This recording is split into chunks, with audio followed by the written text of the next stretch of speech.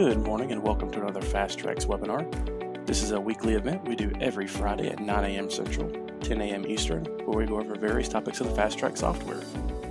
You can see a list of these events if you go to our website, goftx.com, choose the FTx Lifeline tab at the top of the webpage, scroll down and look for that Webinars button, choose that, and that will allow you to see a list of all of our previous webinars where you can view the recording, all of our upcoming webinars, as well as sign up for the newsletter. Today we're going to be going over a feature in the retail software utilizing the item kits. Now, an item kit, that is going to be a way to guide the cashier through a sale where there's multiple items involved in what we call a kit. And that kit can be something that you don't really keep inventory on. The ingredients, the items that make up that kit, is where your cost and your inventory resides. So I'm going to go to Director here. We'll go to our Pricebook, and we're going to look at just something very basic first. We're going to look at the Kit Master. Now, the Kit Master is going to be just a regular item that you build. The key to this, though, is making sure that the item has no cost and no price. Since this item itself doesn't have a cost and a price, the items that make up this, the ingredients that make up this item have the cost and price, that's where inventory is going to reside. So this kit is really just a container, a box that has no cost.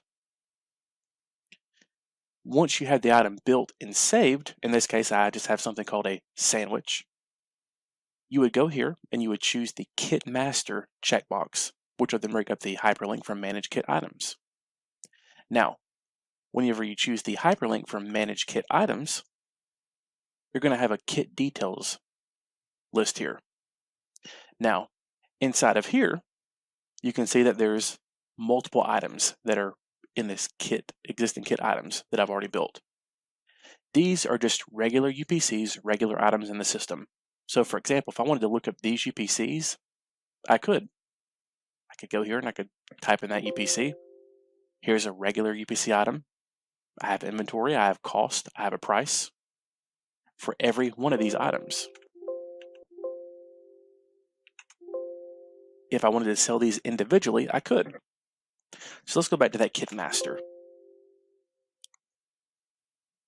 So what's different about this window here? Well, it's going to basically guide the cashier through the sale.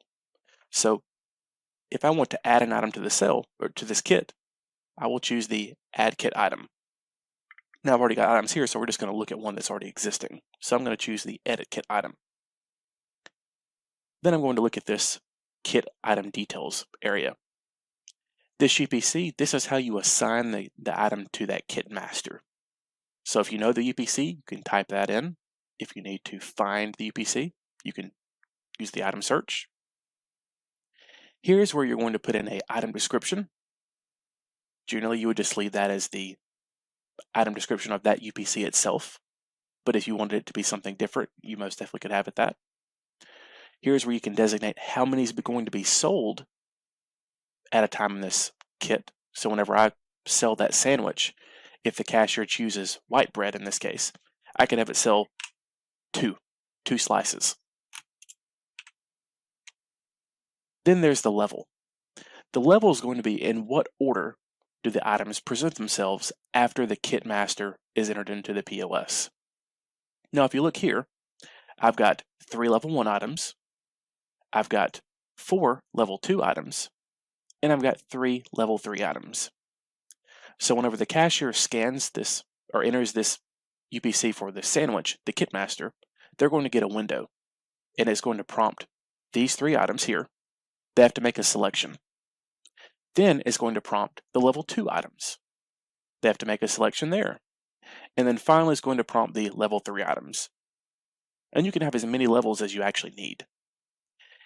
To the right of that, there's the level description. You can utilize this field if you want to have a description in place. Then you have the price type.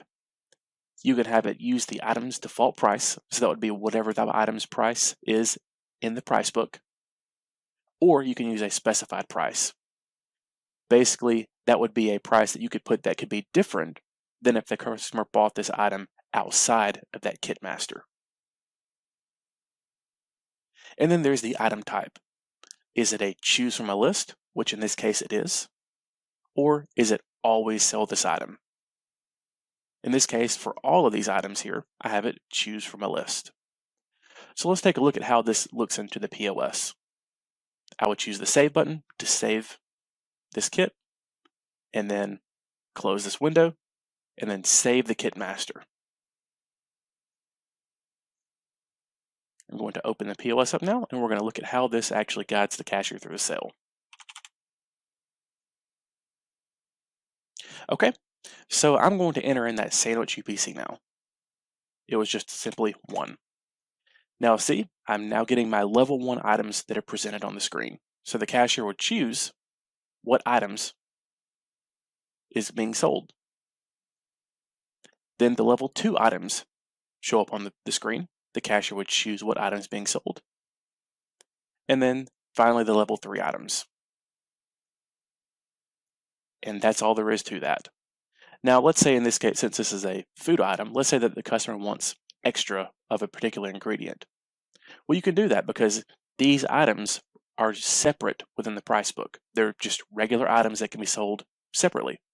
So I could search for cheddar cheese. There it is. I can add that to the cell, and that's just an extra item, extra ingredients. Subtotal that out, and then tender the sale. So you can see how it kind of guides that process through the POS. Once again, there's not going to be any inventory or cost associated with that kit master. For all intent and purposes, it's just a box. It's a container of the kit items where your inventory and cost actually lives. So let's take a look at another item. Let's say I'm doing a gift basket. Here I have the gift basket, no cost, no price, and I'm going to mark that as a kit master. So when I look at the items in here, we can see that I have item choices here.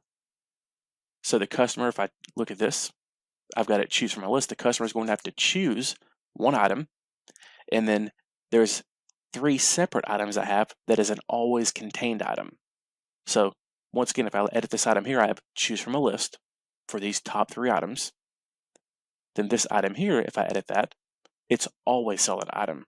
So essentially the customer is picking one item, and then these other 3 items are always contained.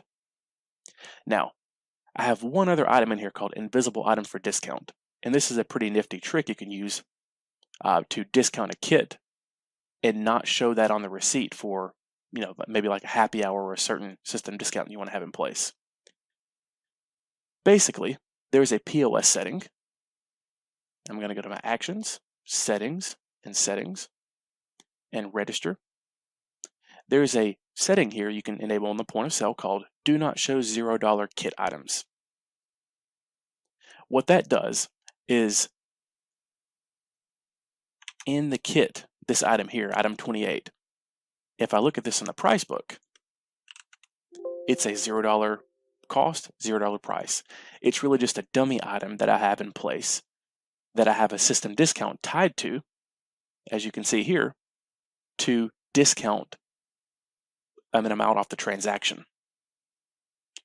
So whenever I go to my kit master here, it's always going to be added to the sale, and I've got a discount here that I can schedule to happen certain days of the week, certain times of the day, my choice, to where normally this item, if it's not in that time period, it'll ring up, that kit will ring up for regular price. But if I have it set to in a certain schedule, due to that item being in there, it will fire a discount to discount that kit master, those items within that kit. So let's go ahead and let's take a look at how this would look in a transaction. Let me roll the stay back to where it's expired. And I'm going to ring up that item. Here's where the customer is going to choose what item they want. The other 3 items or immediately added to the transaction because those are an always added item. I'll subtotal this out. Notice there's no invisible item on there because that's suppressed, that's hidden based on that setting we have in place. So I'm going to tender this transaction out. And then now I'm going to change that discount amount to where that discount date to where it's actually active. And I'm going to redo that transaction.